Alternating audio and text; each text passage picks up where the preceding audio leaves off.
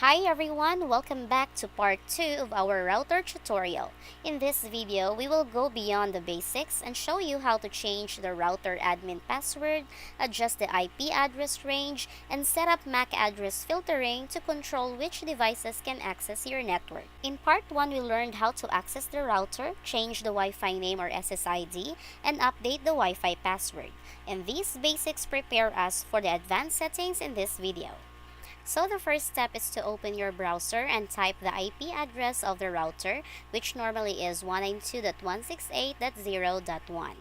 And once you reach the router login page, enter the router admin password. Once you reach the dashboard page, look for the advanced menu, and on the left side or left navigation, look for system settings, and under that, look for administration. Now in changing the router password, it requires you to enter the old password. Now in creating a router admin password, you must meet the following requirements. It must not contain spaces, it must be 6 to 32 characters long, and it must contain letters, uppercase and lowercase, numbers, and symbols. Now take note, your router admin password should be different from your Wi-Fi password. Use a strong password that is hard to guess and write it down in a safe place in case you forget it. Confirm your new password by typing it again. Then click the Save button, and after that, you will be logged out from this page and you will go back to the router login page. And this time, you enter the new password that you just created.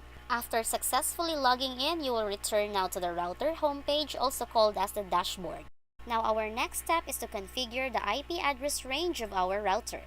Setting the router IP address range let us control the devices and avoid IP conflicts.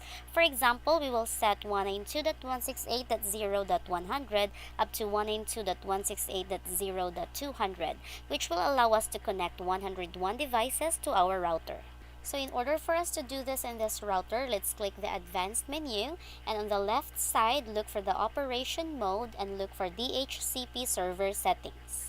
Under the IP address pool, write the starting IP address on the left box, which is 192.168.0.100, and on the right box, the 192.168.0.200.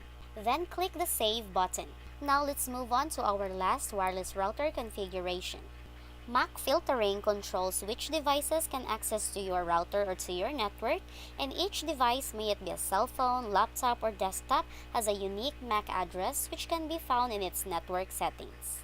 So this is how the MAC address looks like in every device. In router configuration, adding a MAC address under whitelist means allowing the device to connect, while adding the MAC address to the blacklist means blocking the device from connecting.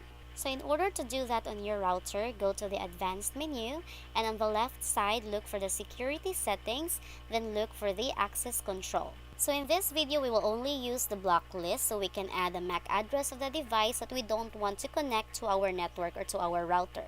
So here I clicked add and then selected add manually, then type the device name and then the MAC address of the device that I want to block.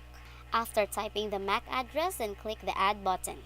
Now this device can no longer connect to the network or to your router. So here I have an example step-by-step guide on how to check the MAC address on an Android smartphone. Now we're done, and that's it for our wireless router configuration tutorial. So we covered the accessing the router, changing the Wi-Fi name and password, changing the router admin password, the IP address range, and the MAC filtering.